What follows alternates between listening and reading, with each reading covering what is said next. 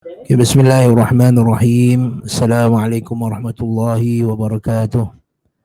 Innal hamdalillah nahmaduhu wa nasta'inuhu wa nastaghfiruhu wa na'udzu billahi min shururi anfusina wa min sayyiati a'malina.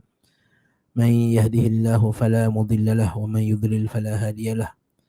Wa asyhadu an la ilaha illallah wahdahu la syarika lah wa asyhadu anna Muhammadan 'abduhu wa rasuluhu amma ba'du fa inna asdaqal hadits kitabullah وخير الهدي هدي محمد صلى الله عليه وسلم وشر الأمور محدثاتها وكل محدثة بدعة وكل بدعة ضلالة وكل ضلالة في النار.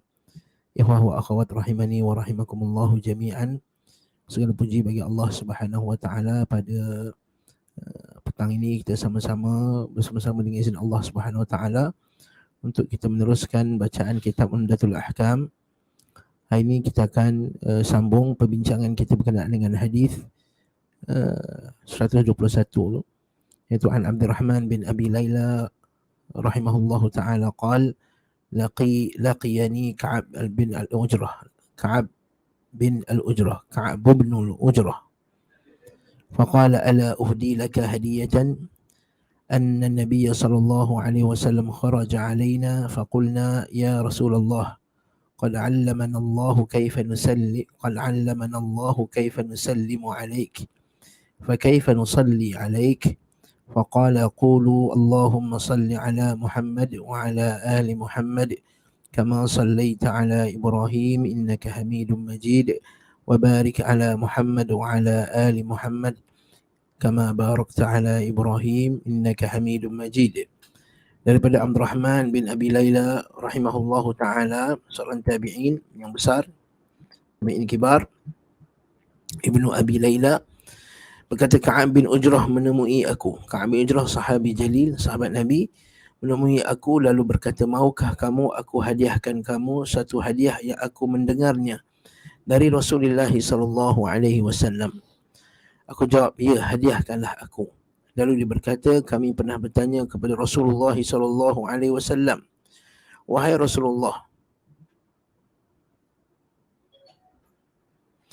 bagaimanakah cara kami berselawat kepada tuan-tuan kalangan Ahlul Bait? Betul terjemahan ini?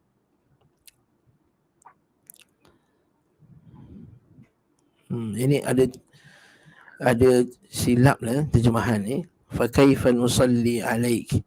Bagaimana kami berselawat kepada kamu? Tak ada perkataan tuan-tuan ahli baik ni. Tuan-tuan boleh buang kalangan tu, di kalangan ahli baik. Tak perlu ni.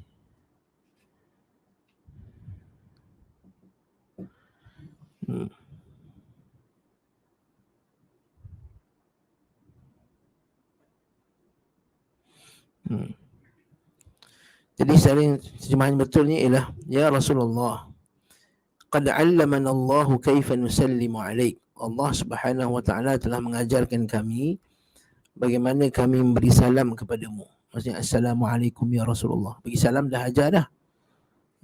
Begitu juga yang kita dah baca hadis sebelum ni kan, bagaimana Allah Taala telah ajarkan kami seperti mana hadis Ibnu Mas'ud sebelum ni. Kita masih ingat lagi tak?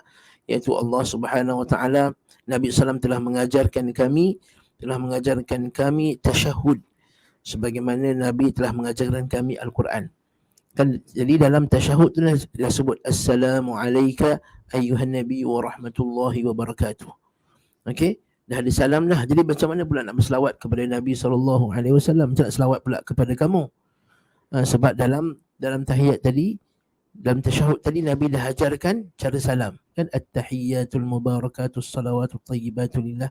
Assalamu alayka ayyuhan nabi wa rahmatullahi wa barakatuh. Dah ajar salam dah. Assalamu alayna wa ala ibadillahi salihin. Asyhadu an la ilaha illallah, asyhadu anna Muhammadar Rasulullah.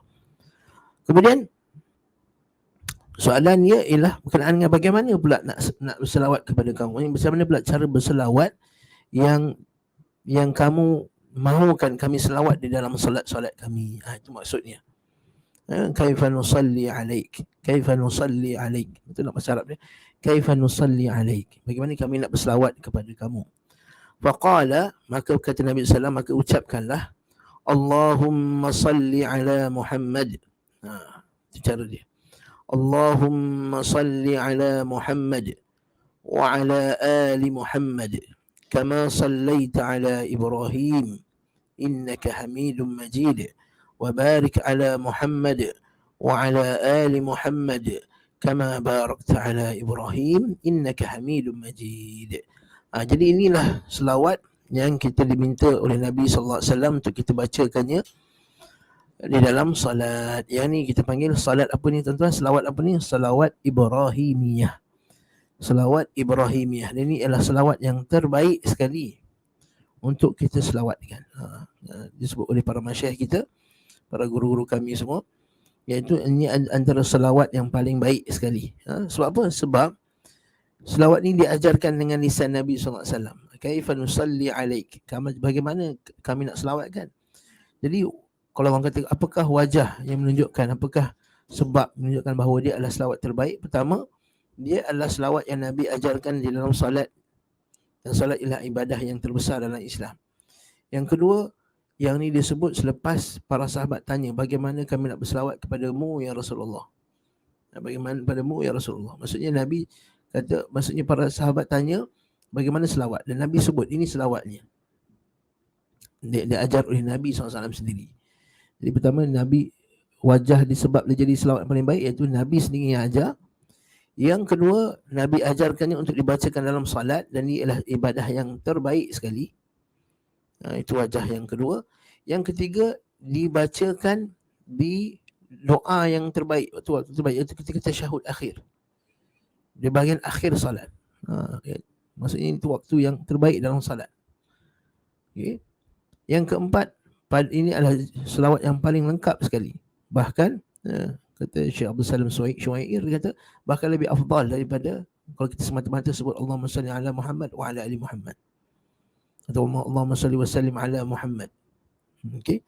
Yang keempat. Jadi ini wajah yang kita kata menyebabkan ini selawat Nabi yang terbaik sekali. Okey. Yang ini berkenaan dengan fadilatnya. Mari kita tengok pula kepada hukumnya. Apa hukum selawat di dalam tahiyat akhir? Maka sepakat semua ulama, semua mazhab mengatakan bahawa selawat pada tahiyat akhir ni hukumnya wajib. Hukumnya wajib. Bahkan mazhab Syafi'i menjadikannya salah satu rukun daripada rukun-rukun salat.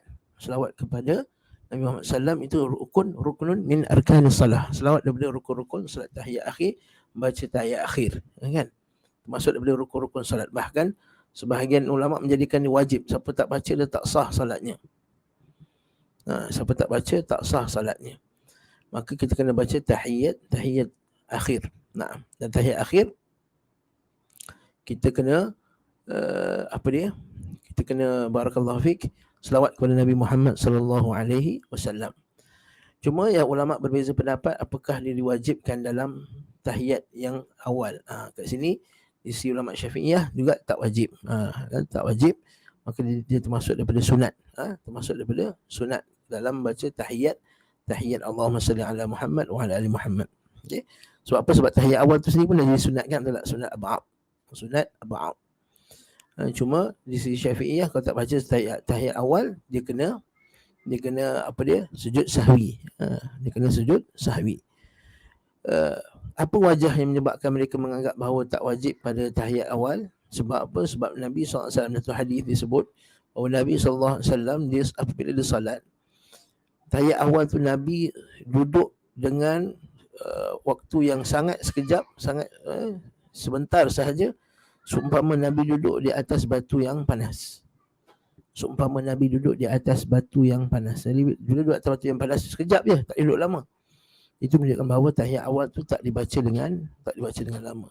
Jadi dia tak baca dengan lama. Ulama mazhab Hanabilah dia kata tak baca selawat langsung, dia tahiyat sahaja. Ulama Syafi'iyah kata kita baca juga selawat Allahumma salli ala Muhammad wa ala Muhammad. Kita baca dengan pendek. Sebab apa? Sebab masih lagi nak melaksanakan perintah Allah Ta'ala, iaitu berselawat. Salat, sebab pada hadis sebut kami dah belajari salam kepada kamu. Bagaimana nak selawat? Maksudnya kena selawat juga. Cuma habis tu kenapa tak baca selawat panjang masa tahiyat akhir? Sebab jawapan ni ialah kerana Nabi SAW dia duduk di atas tahiyat awal seperti duduk atas batu panas.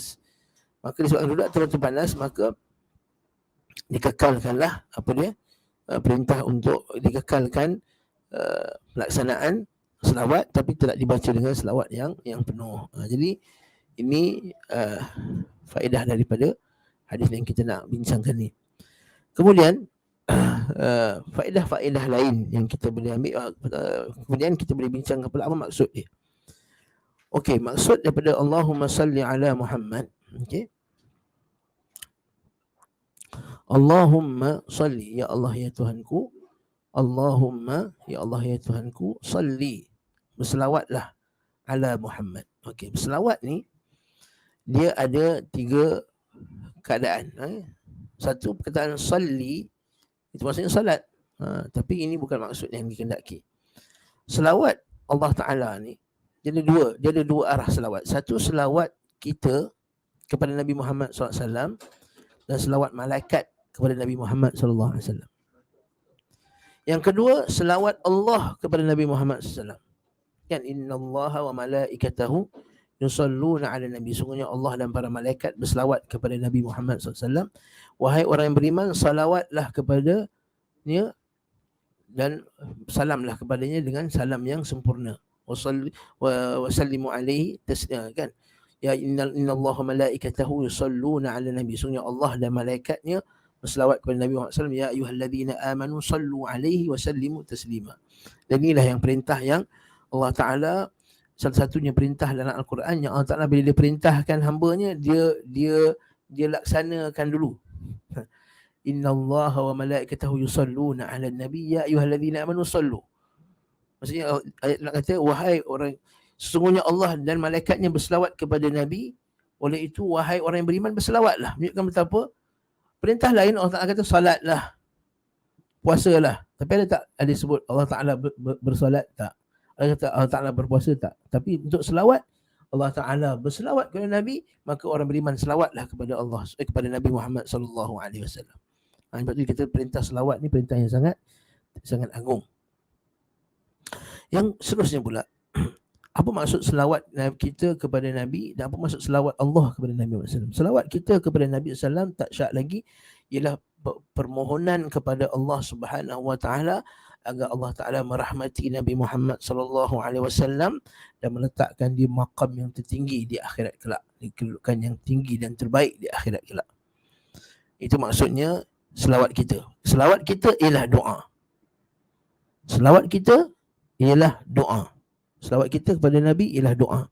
Doa kepada Allah agar Allah Ta'ala merahmati Nabi Muhammad SAW, memberi ganjaran yang terbaik, merahmatinya, menaikkan darjatnya, menjadikan dia manusia terhebat di akhirat kelak. Itu maksud selawat kita. Selawat kita dan malaikat ialah doa kepada Allah.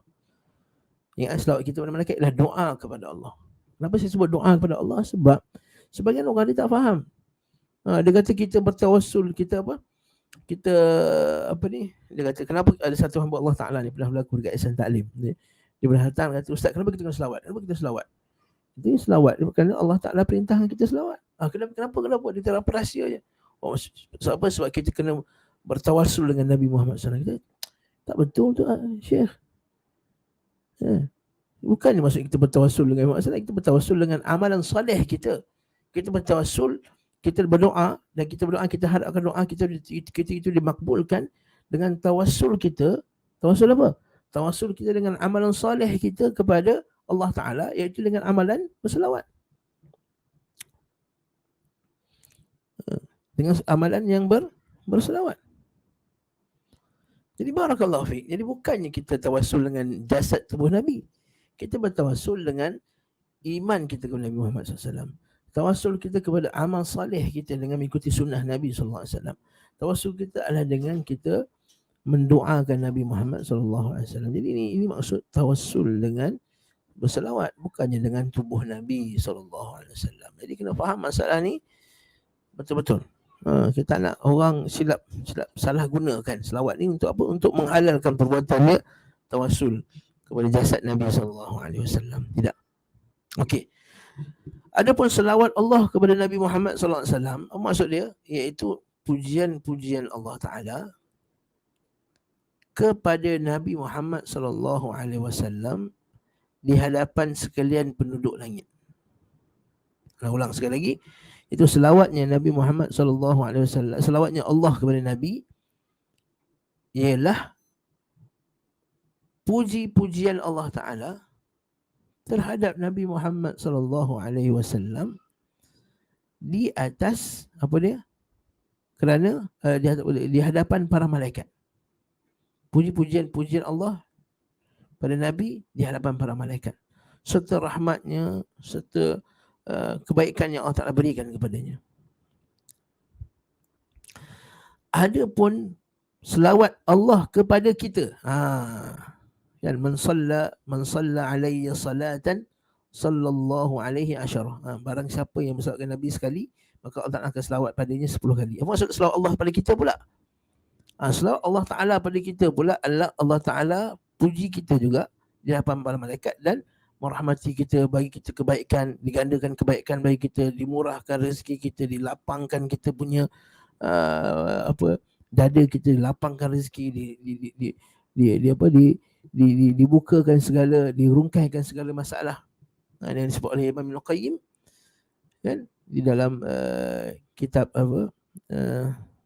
beliau yang masyhur,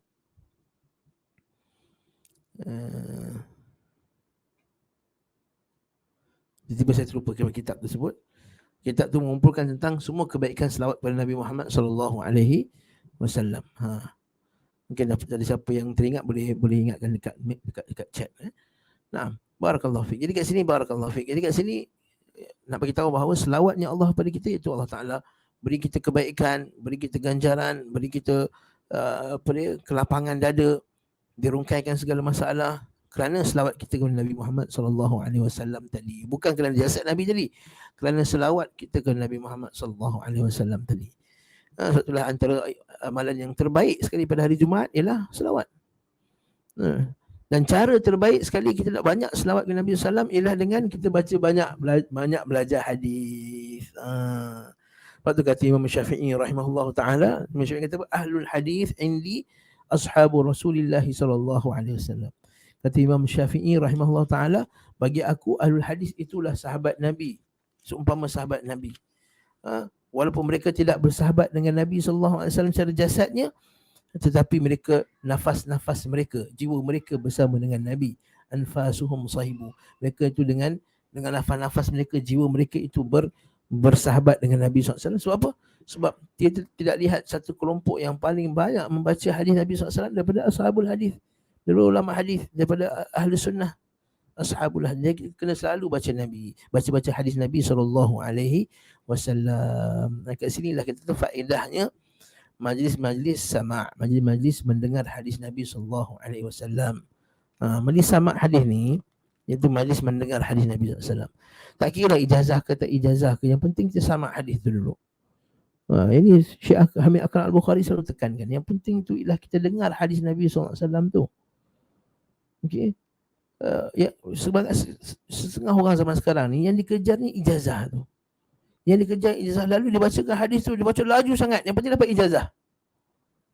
Alhamdulillah bila kalau dia lakukan yang ini sallallahu alaihi wasallam faqala ya Rasulullah qad alama Allah kaifa nusalli alaihi kaifa nusalli alaihi kalau Allahumma salli ala Muhammad kama sallaita alaihi. Kita kata apa baca macam tu pula? Bolehkah kita faham dengar macam tu? Kita jangan baca betul an Abdurrahman bin Abi Layla qala laqiyani Ka'ab bin Ujrah qala faqala ala uhdi laka hadiyah anna nabiyyan sallallahu kharaja alaina faqulna ya Rasulullah qad 'allamana Allah kaifa nusallimu 'alaik fa kaifa nusalli 'alaik faqala qul Allahumma salli 'ala Muhammad wa 'ala ali Muhammad kama sallaita 'ala Ibrahim innaka Hamidum barik 'ala Muhammad wa 'ala ali Muhammad kama barakta 'ala Ibrahim innaka Hamidum Majid. Baca macam tu kan bagus. Ini yang penting nak cari ijazah. Tak apalah tak dengar hadis sangat pun tak apa. Ni Syekh Shalih Utsaimin dia pernah tegur juga. Dia kata ada sebahagiannya tidur dalam majlis tersebut. Dah habis terbangun, ijazah, dapat ijazah ni. Tak. Yang penting kena dengar, beri perhatian. Dengar hadis Nabi SAW. Waktu para ulama dahulu meriwayatkan hadis hingga mereka terlelap sekalipun, mereka akan bila terbangun mereka akan tanda faut. Ini tanda dia terlepas hadis ni daripada gurunya. Sehingga ada sebahagian mereka begitu jujur, dia kata aku mendengar kitab ini melainkan hadis sekian dan sekian, pada waktu itu aku tertidur. Tidak berlaku pada zaman sekarang. Okey, bagi ijazah-ijazah dalam keadaan tidak beri perhatian, bahkan dia tak tahu pun apa yang dia baca. Ini juga disebut oleh Syekh Hasan Haidar Al-Waili. Bila kata banyak orang sekarang sibuk dengan mali ijazah, apa dia?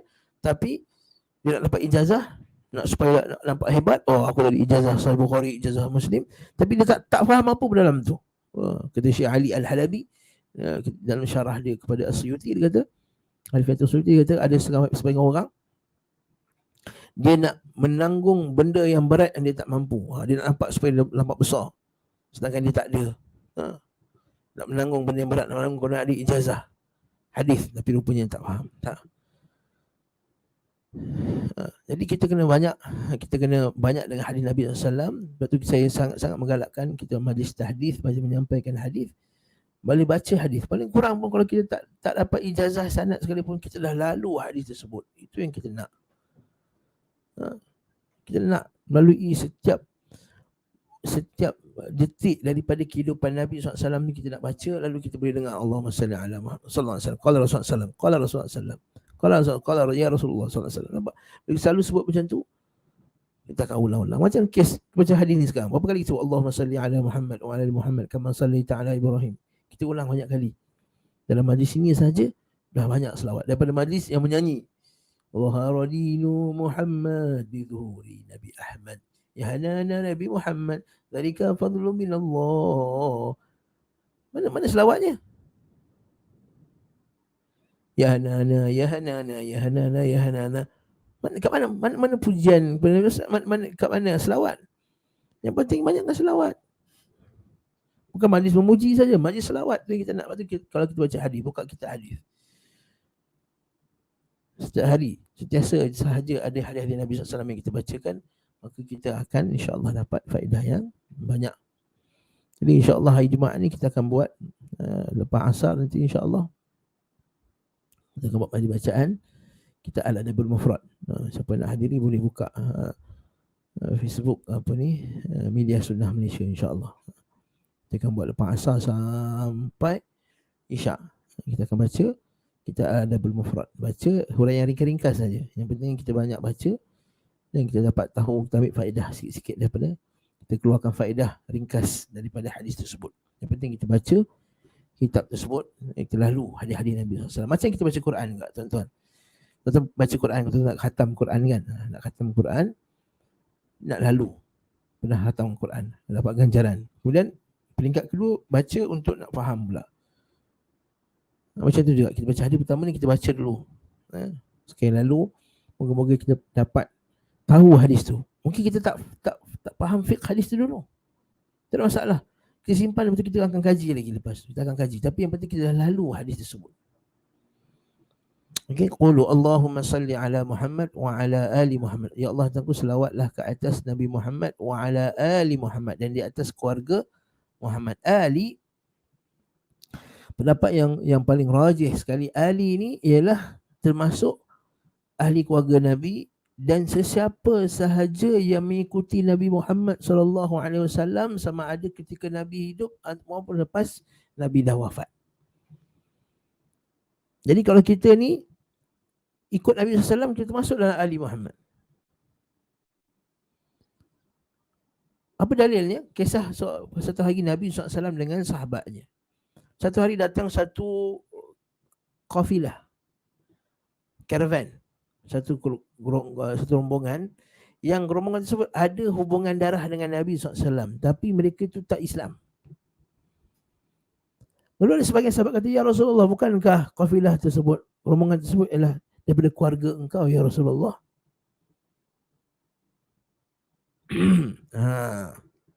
Bukankah itu adalah keluarga kamu ya Rasulullah? Nabi kata apa? Inna bani fulan. Ini jawapan Nabi SAW. Inna bani fulan, sungguhnya bani fulan, laisa li bi'al. Itu bukan aku punya ali aku. Bukan ali aku. Bukan geng aku. Bukan kelompok aku.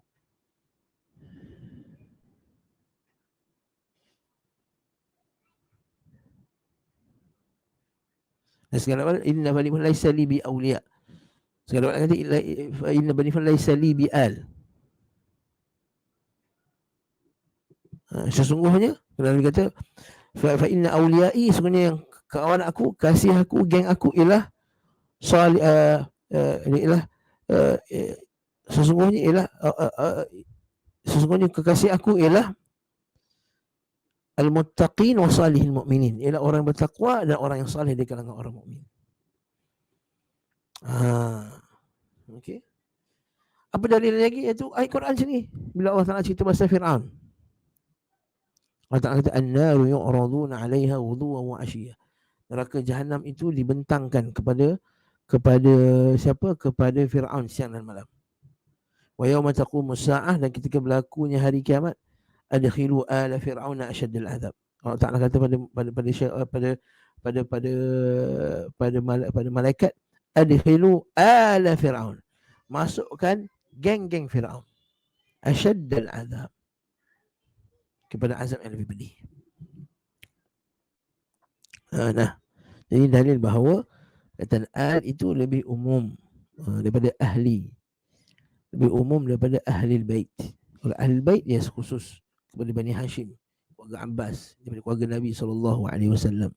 Tapi kalau sebut al, dia lebih umum, merujuk kepada siapa yang ikut Nabi Muhammad SAW. Jadi kalau kita kata Allahumma salli ala Muhammad wa ala ali Muhammad kama sallaita ala Ibrahim, bagaimana kamu selawat kepada Nabi Ibrahim.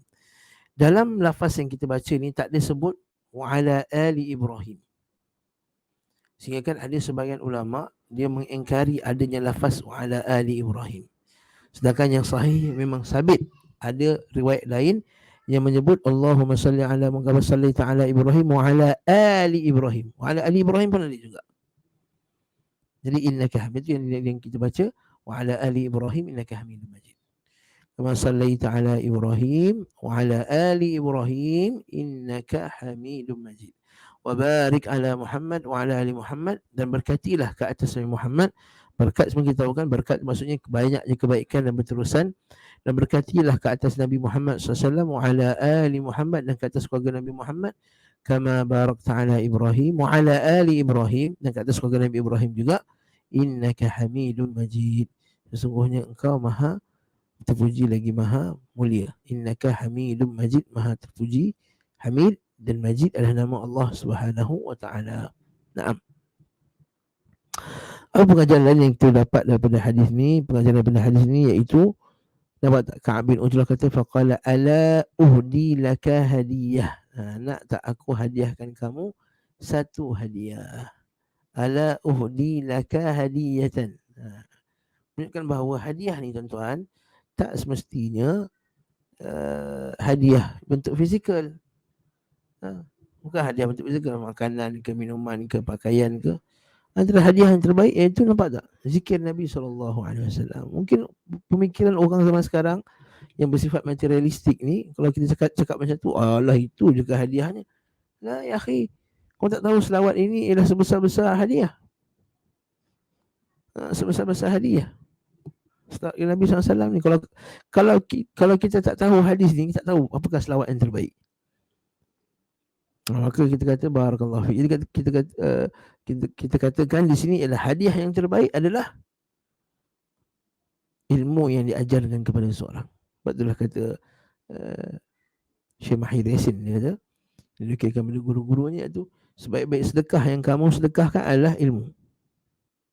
Kan hadis Nabi SAW dia kata pada setiap tubuh kita ni ada 360 sendi. Pada setiap sendi itu wajib kita keluarkan sedekah. Maka cukuplah dengan untuk cover sedekah tersebut dengan kamu dirikan 2 solat duha pada setiap hari. Maka kita kata barakallahu fik, sedekah yang terbaik untuk kita nak ganti balik nikmat Allah Ta'ala, bukan ganti balik, seolah kita bersyukur di atas nikmat Allah Ta'ala pada tubuh badan kita ni. Sendi-sendi ni antaranya ialah, kata Syekh, ialah dengan kita menginfakkan ilmu, mengajarkan ilmu yang sahih. Nah, itu ala ufdilaka hadiyah. Antara faedah lain pula daripada hadis ni, bahawa bila kita selawat Nabi SAW tak perlu tambah Sayyidina. Sebab apa? Sebab lafaz selawat dan juga lafaz tahiyat ni lafaz yang Allah Ta'ala ajar. Kan kita bincang sebelum ni bahawa daripada Ibnu Mas'ud dan juga Ibnu Abbas bahawa Rasulullah SAW mengajarkan kami tahiyat sebagaimana Allah Ta'ala sebagaimana Nabi mengajarkan kami Al-Quran. Jadi kalau Nabi SAW dah ajarkan kami Al-Quran, boleh tak kita tambah Al-Quran? Maka jawapannya tidak. Boleh tak kita kurangkan Al-Quran? Maka jawapannya tidak. Maka barakallahu fiik, kita tak sama seperti itu juga. Sebab Nabi kata Nabi ajarkan kami tahiyat macam kami ajarkan Quran. Jadi kalau ajar Quran tak boleh tambah, juga tahiyat tak boleh tambah. Itulah ada beberapa kaedah yang kita perlu faham dalam masalah tahiyat dan selawat dalam tahiyat akhir ni, iaitu pertama sekali kita berpegang kepada lafaz yang sahih daripada Nabi SAW. Lafaz yang sahih. Okey. Yang kedua, sebab tu bila hadis yang tak sahih, kadang-kadang ada yang sebut dalam setengah riwayat kata Bismillahirrahmanirrahim, at-tahiyyatul mubarakatus salawatu thayyibatu lillah. Ya, adalah lafaz bismillah sebagai riwayat, tapi riwayat itu tak sahih. Jadi kita baca bismillah. Yang kedua, jangan talfiq, jangan campur-campurkan. Talfiq dalam masalah solat ini, dia talfiq maksudnya campur-campur. Talfiq ni dalam perbuatan boleh, tapi dalam ucapan jangan. Maksudnya apa? Bila Nabi dah ajar kita zikir dalam solat contohnya, Subhan Rabbil Azim, atau Subhan Rabbil Azim wa bihamdi, kita baca itu je lah. Kemudian kalau esok nak tukar lain, kita baca Subuhun Qudus Rabbul Malaikati Waruh, boleh. Kalau ada pula Allahumma laka raka'tu wa bika amantu, nak tambah lain, boleh. Subhanakallahumma asyhadu an la ilaha illa anta astaghfiruka wa atubu ilaik, boleh. Tapi jangan talfiq, jangan campurkan semua. Jangan campurkan, jangan hybridkan dia, jangan campurkan dia. Itu kaedah yang kedua kita penting dalam masalah ni.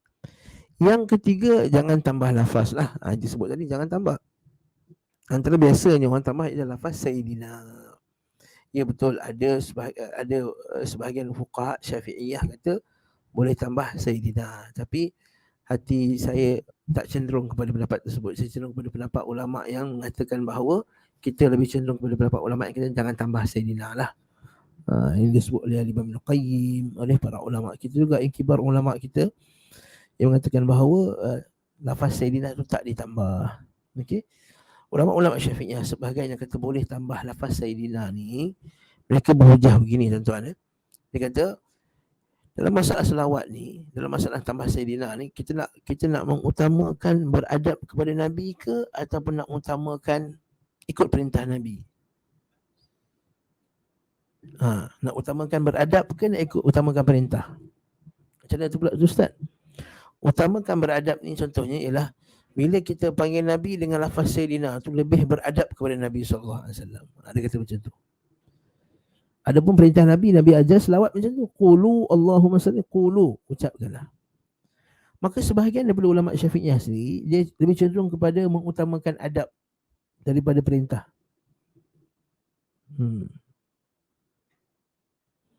Apa dalil mereka? Mereka pada dalil kat dalil mereka kes masa Imam Syafi'i pula, astagfirullah.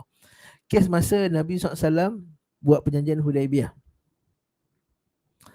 Kan masa Nabi SAW buat perjanjian Hudaibiyah tu kan ada apa dia? Bila perjanjian tu kan sebut Bismillahirrahmanirrahim. Dengan nama Allah Ta'ala Ar-Rahman-Rahim sekali. Musyrikin kata, Allah kami kenal, Ar-Rahman-Rahim kami tak kenal. Padam. Ar-Rahman-Rahim. Nabi padam lah. Kemudian ini adalah perjanjian antara Muhammad Rasulullah dengan Suhail. Sekian-sekian. Suhail bin Amr masa tu, dia tak Islam lagi. Jadi kata Suhail, kalau kami tahu engkau Rasulullah, kami tak buatlah perjanjian ni, kami ikutlah engkau ya Rasulullah. Pada Rasulullah tu, kekalkan Muhammad saja. Ini adalah perjanjian antara Muhammad dan Suhail. Mungkin Nabi tunjukkan kat mana perkataan tersebut ni. Nabi suruh Ali padam. Ali tak nak padam. Ali tak nak padam. Ali tak nak padam. Nabi padam sendiri. Nabi tanda, Nabi padam sendiri. Perbuatan Ali tak nak padam tu kerana apa? Mengutamakan adab kepada Nabi daripada ikut perintah Nabi. Jadi sebahagian ulama Syafi'iyah dia ambil dari kisah tersebut Lalu kata, dalam masalah ni nak sebut Sayyidina ke tak nak sebut Sayyidina? Dia kata, beradab dengan Nabi lebih utama. Lalu kita sebut Sayyidina. Ya, Masya Allah ya. Hujah ni nampak bagus, Masya Allah. Barakallahu fiqh. Memang ya, ada dalil lah. Kita ucapkan seperti ucapan Sa'id bin Jubair, qad ahsana man intaha ila ma sami'. Sesungguhnya telah baiklah orang yang beramalkan dengan dalil yang dia dengar. Tetapi tetapi baca juga Sa'id bin Jubair kata kepada Husain bin Abdul Rahman, tetapi ada hadis lain Nabi SAW. Nabi kata apa dia? Qulu biqaulikum. Kamu ucaplah apa yang kamu ucapkan, wala yastajriyannakum syaitan. Tapi jangan syaitan tipu kamu. Bila ada sebagian sahabat kata anta sayyiduna wa ibnu sayyidina wa khairuna wa ibnu khairina. Engkau lah sayyid kami, anak kepada sayyid kami. Engkau lah terpilih orang kalangan kami dan kau terbaik dengan kalangan kami. Maka Nabi kata, qulu biqaulikum, cakaplah apa yang kamu nak cakap, wala yastajriyannakum syaitan. Tapi jangan syaitan tipu kamu. Maksudnya Nabi benarkan, tapi Nabi tak apa nak galakkan sangat. Nabi benarkan, tapi Nabi tak apa nak galakkan. Dan kita memang tak syak lagi Nabi ialah Sayyiduna fid dunya wal akhirah. Nabi kata ana sayyidu waladi Adam wala faqar yaumil qiyamah wala faqar. Nabi kata aku adalah penghulu sekalian anak Adam di hari akhirat kelak wala faqar. Bukan nak sombong, bukan nak action kita ambil salah. Tapi itu hakikatnya bahawa dia adalah penghulu sekalian. Dan Nabi SAW kekasih kita, orang yang paling kita sayang. Bahkan fidaka abi wa ummi ya Rasulullah. Sedangkan ibu dan ayah kita tebusan bagimu ya Rasulullah. Kita sanggup nak tebus mak dengan ayah kita sekalipun untuk berjumpa dengan Rasulullah SAW. Wallahi kita sanggup, kita berani nak bagi mak dan ayah kita. Ya Allah, ambillah mak dan ayahku untuk aku dapat jumpa Rasulullah SAW. Tapi sebabkan kita mengagungkan perintah Nabi SAW, lalu Nabi ajarkan qulu Allahumma salli ala Muhammad. Qulu, ucapkanlah Allahumma salli ala Muhammad. Dan Nabi sebut tadi, ada Nabi ajarkan kita tahiyat macam Nabi ajarkan kita Al-Quran. Jadi bila sebut at-tahiyyatul mubarakatuh kan, asyhadu an la ilaha illallah wa asyhadu anna Muhammadan abduhu wa asyhadu anna Muhammadan, wa asyhadu anna sayyidana Muhammadan, tak perlu tambah. Nah, batal ke sembahyang? Tak batal lah. Adakah batal ke tambah sayyidina? Tak batal, tuan-tuan. Tapi kita melazimi lafaz tu, lafaz Nabi SAW, lafaz yang para sahabat pakai, itu lebih baik. Jadi kita cuba harmoni lah perbincangan ini. Jangan kita jadikan panas, jangan kita jadikan kita kata lepas tak Sayyidina ni tak sayang Nabi lah. Jangan. Begitu juga dengan sebaliknya. Yang tak sebut Sayyidina pula, jangan kamu tuduh pula, siapa tak sebut Sayyidina tak hormat Nabi SAW. Sebab hormatlah kita sebut Sayyidina. Sebab Nabi ajarkan kepada sahabat tak sebut Sayyidina, maka begitulah kita menghormati Nabi Muhammad SAW dengan melazimi lafaz yang Nabi ajar. Okey, faham tak ni? Alhamdulillah. Okey. Naam. Jadi ini adalah kesimpulan daripada hadis yang kita bacakan ini. Ada soalan tak hadis ni? Sekitar hadis ni.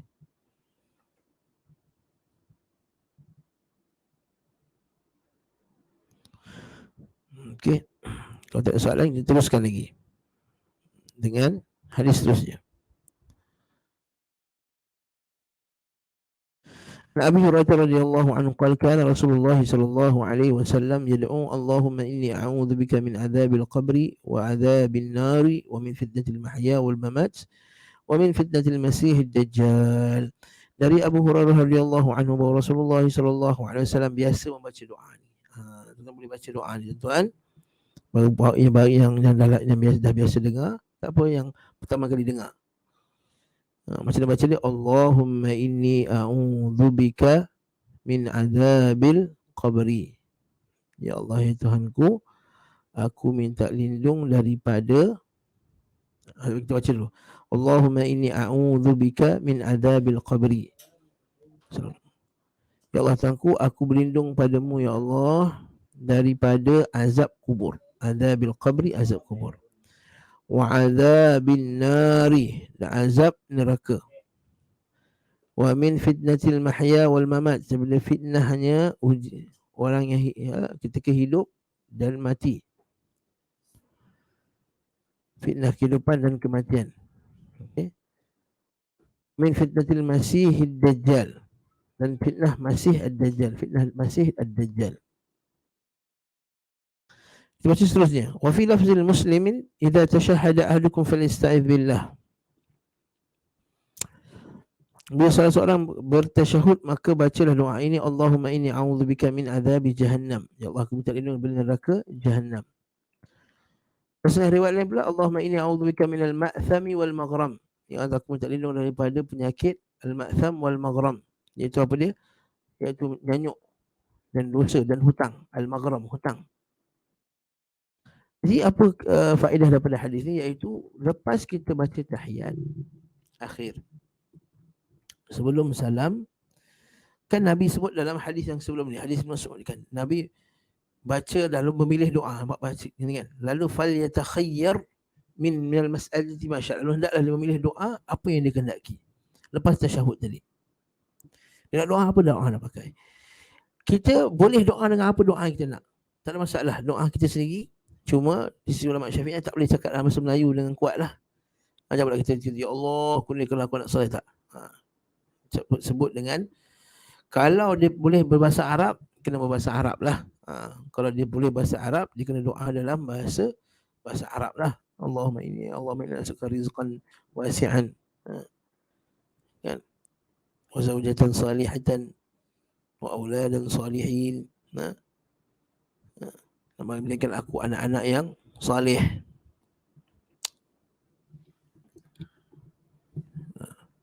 Tapi kalau tak mampu berbahasa Arab, kalau nak cakap dalam bahasa Melayu, cakap dengan gerakan bibir saja cukup. Tak perlu kita nak baca dengan kuat. Okey? Ataupun dalam hati saja. Sebab itulah kalau tak mampu, sebaik-baiknya kita doa. Jadi kata, kalau kita dah tahu kita tak mampu nak buat ayat sendiri, maka doa yang terbaik sekali ialah doa yang kita pakai, doa Nabi SAW. Kita boleh doa dengan kita, tapi doa yang terbaik ialah kita pakai doa yang ma'thur, doa yang telah diajarkan oleh Nabi SAW. Tak syak lagi, apa yang Nabi bawa tu lebih afdal. Ucapan Nabi itu, Nabi a'lamun nas, Nabi orang yang paling faham, paling tahu tentang Allah Ta'ala.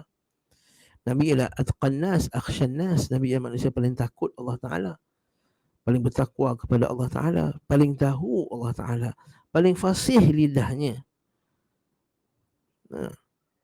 Jadi mestilah bila Nabi terkumpul pada Nabi paling tahu tentang Allah, paling fasih tentang dalam bahasa Arabnya, paling tahu tentang agama ni, paling tahu apa yang patut kita minta untuk diri kita. Bukan sekadar tahu tentang Allah, tahu tentang keadaan kita nanti akhirat kelak.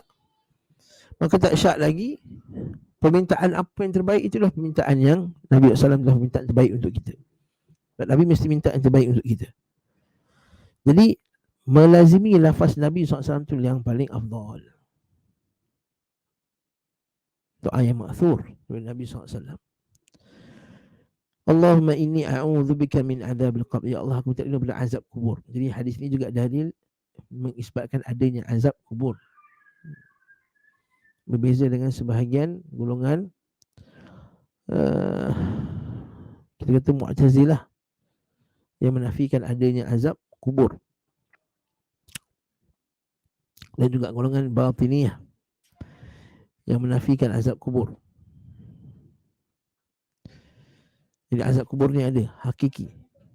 Dalilnya tadi, kita baca ayat Quran tadi. Sanu'adzibuhum marrataini, kami akan azab mereka 2 kali.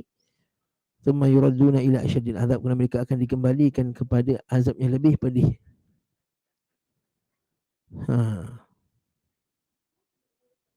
Kami azabkan mereka 2 kali.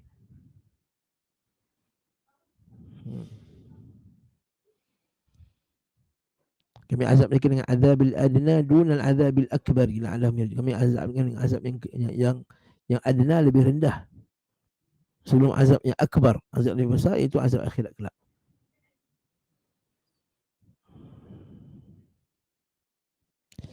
Jadi ahli sunnah beriman dengan azab kubur. Ya, ada satu hadis Nabi SAW, ada seorang Yahudi jumpa Aisyah. Dia tanya, apakah kamu tahu adanya azab kubur? Aisyah tanya kat Nabi. Nabi senyum je. So masa tu tak sampai lagi wahyu pada Nabi Muhammad SAW adanya azab kubur. Kemudian bila sampai wahyu pada Nabi bahawa ada azab kubur, Nabi kata ta'awwadhu min azabil qabr. Nabi kata minta lindung daripada azab kubur. Kerana kubur Allah, iaitu manzilatun min manazili yaumil qiyamah. Kerana kubur ini adalah salah satu tempat persinggahan dari tempat-tempat persinggahan yang banyak pada hari akhirat kelak. Ada banyak tempat persinggahan kan? Kuburnya, pada mahsyarnya, pertama hisabnya pula. Lepas tu dekat apa ni? Nak pergi ditimbang pula, tempat-tempat persinggahan kan, tempat nak hisab, tempat dapat kitab, tempat timbangan al-mizan. Lepas tu di tempat ujian as-saq, betis, Allah Ta'ala menzahirkan betisnya. Kemudian di telaga Nabi SAW, kemudian sebelum jambatan sirat, kemudian sirat. Ada banyak tempat persinggahan. Dan salah satu tempat persinggahan pertama iaitu al-qabr. Nabi kata, innal qabra manzilatun min manazil yaumil qiyamah. Sesungguhnya kubur ini adalah salah satu tempat persinggahan daripada tempat persinggahan hari akhirat kelak. Faman naja minhu, siapa yang terlepas daripadanya, selamat daripadanya. Ma ba'dahu aisar. Fama ba'dahu aisar. Apa yang datang lepasnya lebih mudah. Wa illam yanjumihu, kalau mereka tak selamat daripadanya, apa yang lepas daripada itu lebih susah. Sebab itulah dia kata Uthman bin Affan, tidak pernah aku lihat satu pandangan, satu hari Uthman bin Affan nangis teresak-esak di kuburan. Nangis teresak-esak di kuburan. Bila tanya pada Uthman, kenapa kamu menangis teresak-esak sedangkan tidak ada, sebelum ni kau cerita pasal akhirat pun tak nangis macam ni? Maka dia kata, aku telah mendengar Nabi SAW bersabda, ma ra'aitu manzaran qat, aku tak lihat satu pandangan yang paling menakutkan dari pandangan di kuburan. Pada Nabi SAW selalu pergi ke kubur, menjarahi kubur untuk mengingati maut. Min azabil qabr. Minta lindung, ta'awwadhu min azabil qabr. Minta lindung pada azab kubur. Wa azabil nar, dan azab neraka.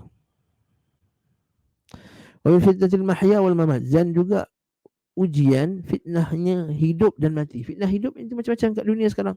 Fitnah kesihatan, fitnah politik, fitnah harta, fitnah wanita, fitnah al-mahya, fitnah ahli bid'ah, fitnah macam-macam.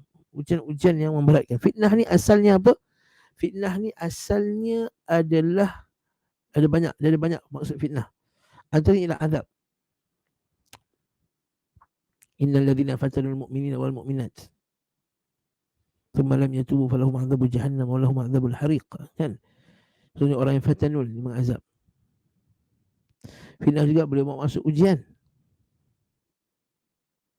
Laqad fatanna alladhina min qablihim falya'lamanna Allahu alladhina sadaqu wa la'lamanna al-kadhibin. Sebenarnya kami dah uji orang sebelum mereka. Fitnah juga maksudnya benda yang menjauhkan mereka daripada agama, kesesatan. Ala fil fitnati saqatu, kata dalam Quran. Sebenarnya dalam fitnah mereka terjatuh. Jadi fitnah ni ada. Fitnah juga bermaksud ujian. Benda yang boleh melalaikan kita. Innama amwalukum wa auladukum fitnah. Harta kamu dan anak kamu itu fitnah. Itu benda yang boleh menjadikan kita terpaling daripada perintah Allah Azza wa Jalla. Jadi kita kena tengok setiap perkataan fitnah tu pada konteksnya. Jadi yang kes ni fitnah al-mahya wal mamat ni apa dia? Iaitu ujian kehidupan dan juga lepas kematian. Fitnatul mahya iaitu benda yang semua, benda yang apa saja yang boleh menyebabkan kita lalai daripada perintah Allah Ta'ala, itu juga dipanggil fitnah. Itu fitnah. Apa saja yang melalaikan kita daripada perintah Allah, fitnah. Itu tadi innama amwalukum wa auladukum fitnah.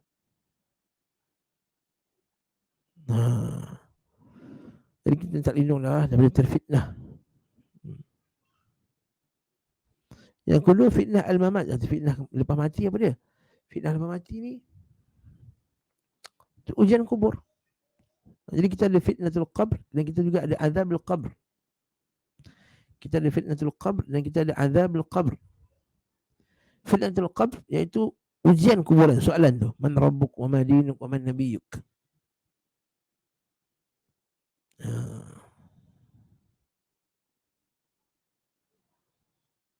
Nabi SAW bila kata kepada sahabatnya yang dia dikuburkan, Nabi kata istaghfiru li akhikum was'alu lahu at-tathbit. Minta ampun untuk saudara kamu dan mintalah agar mereka dapat ketetapan at-tathbit, iaitu ditetapkan di atas kebenaran. Waktu nak jawab soalan kubur tu, fa innahu al-ana yus'al, kerana dia sekarang ni ditanya oleh Allah Taala. Fa innahu al-ana yus'al. Allah musta'an. Yus'al.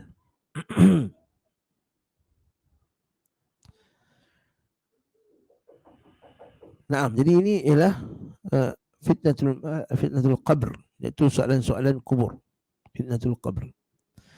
Wa min fitnatil masih dajjal, dan juga minta lindung daripada fitnah al-masih dajjal. Siapa masih dajjal? Masih dajjal iaitu dajjal yang akan keluar di akhir zaman nanti. Yang Nabi SAW sebut dalam hadis, rambutnya kerinting, tidak terlampau tinggi, rendahnya orang dia, sebelah matanya buta dan sebelah matanya tertonjol seperti anggur yang apa? Anggur yang dia tertonjol seperti anggur yang terkeluar. Nah, di antara dua bahu, dua keningnya dekat dahinya tulis kafara, kafir. Allah Ta'ala telah memberikannya kemampuan boleh tahan hujan, boleh turunkan hujan, boleh tahan hujan pada satu tempat. Ini fitnah yang sangat besar, sehingga kan ramai orang yang terjatuh dalam fitnatul dajjal. Dan di akhirnya dia akan datang bersama dengan 70,000 Yahudi daripada Isfahan, dan dia akan dibunuh oleh Nabi Isa AS di Babil Lud, di Palestin. Babil Lud. Dan macam mana Nabi Isa akan bunuh ni? Pertama dia nampak Nabi Isa, dia akan cair. Dia akan mencair. Lepas tu, lepas dia cair, Nabi Isa akan tikam dia dengan lembing. Dia akan mati. Namun fitnah dia tu sangat besar. Dia fitnah ni sampai sehari, dia akan datang 40 hari. Ada satu hari selama dengan seperti setahun. Ada satu hari ada seperti sebulan. Ada satu hari seperti seminggu. Dan hari-hari lain seperti hari-hari kamu, kata Nabi SAW.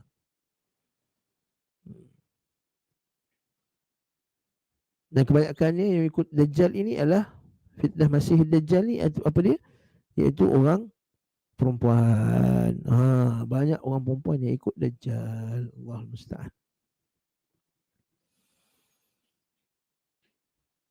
Dan Nabi kata, kalau aku hidup masa Dajjal keluar, ana hajijukum, aku akan jadi protector kamu, aku akan pertahankan kamu.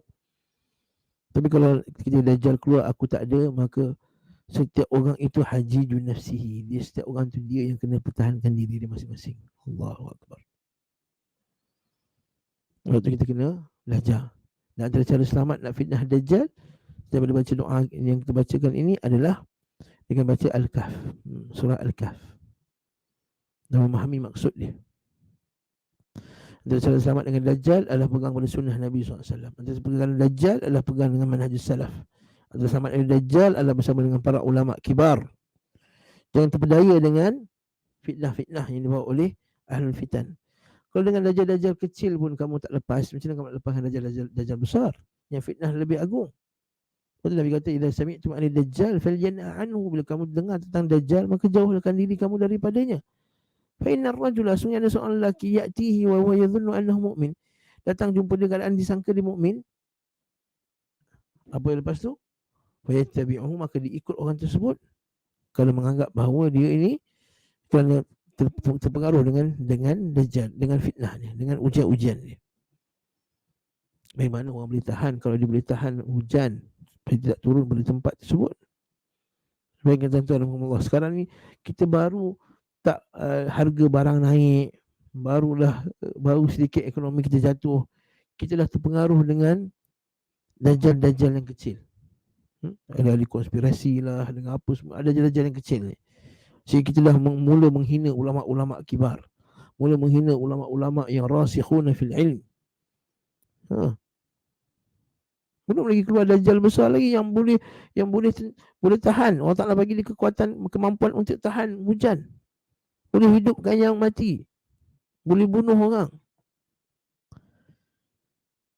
Baik, kalau kita ada anak-anak kita tak boleh makan, tak makan depan dajjal. Dajjal kata, nah aku bagi makan ke anak-anak kamu. Anak kita mati seorang-seorang mati. Ketika itu macam mana? Nak ikut dajjal ke nak lihat anak kita mati? Na'udzubillah. Lepas tu kita minta lindung. Ya Allah, janganlah bagi aku sempat jumpa dengan dajjal. Fitnah ni sangat besar. Sebab kita tak tahu sama ada pada waktu tersebut kita ni selamat ataupun tidak. Kalau kita tak lindung, Allahumma inna a'udzubika min fitnatil masiihid dajjal. Kalau Nabi SAW pun takut. Setiap Nabi SAW, bayangkan dajjal ni bahaya je. Tidak ada satu Nabi yang Allah Ta'ala utuskan, melainkan semua Nabi tersebut memberi peringatan kepada umatnya tentang dajjal. Nabi SAW berceramah tentang dajjal ni daripada subuh Nabi sambung sampai zuhur, lepas zuhur Nabi sambung sampai asar, lepas asar Nabi sambung sampai maghrib, maghrib sampai isyak. Sehari suntuk Nabi cerita pasal dajjal dan bahaya-bahayanya. Belajar hadis Nabi SAW kenaan dajjal, bukannya baca buku teori konspirasi. Tidak selamat dengan dajjal, belajar hadis, baca kitabul fitan Sahih Bukhari, baca kitabul fitan Sahih Muslim. Bukan baca teori-teori barat yang kafir datang daripada siapa-siapa entah. Tengok cerita Arrival, layan sampai 40 siri. Tak betul lah tu. Nak selamat dajjal, pegang dengan sunnah Nabi SAW. Tidak ada jalan keselamatan melainkan dengan ikut sunnah Nabi SAW. Bersama dengan ulama kibar, bersama dengan ulama salaf, berpegang bersama dengan mereka, tegar bersama dengan mereka. Bukan kita sendiri yang membuat kita punya stand sendiri. Tanya mana kamu dapat tafsiran macam ni? Tak pernah ada ulama sebelum tafsirkan. Saya yang tafsir, saya yang first kali tafsirkan sebegini. Allahul musta'an. Dan Al-Masih ni nampak macam Nabi Isa kan Al-Masih tak? Nabi Isa Al-Masih, iaitu Nabi Isa bila disentuh orang kulit dia baik. Adapun Dajjal Al-Mamsuh, Mamsuhul Ain, iaitu dia punya basar, dia punya penglihatan yang telah dihilangkan, dipadamkan. Itu maksudnya Masih Dajjal. Dan sekarang pula Allah ma'udzuka min adzabi jahannam. Dan setelah hadis Nabi SAW disebut siapa minta lindung daripada neraka jahannam 3 kali, masuk syurga 3 kali, Allah Ta'ala pasti akan kabulkan doanya.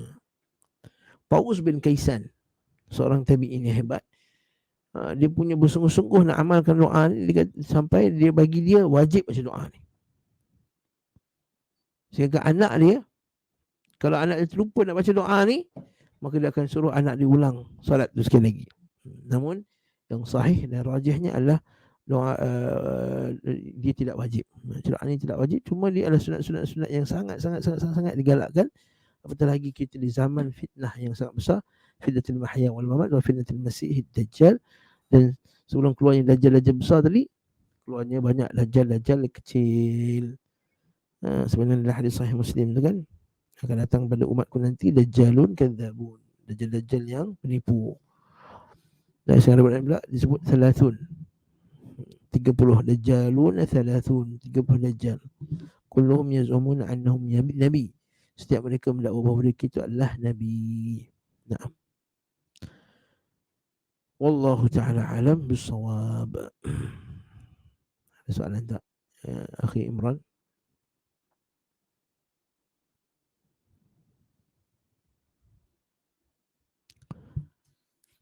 Kalau tak ada soalan, cukup sekadar ini saja, insya-Allah.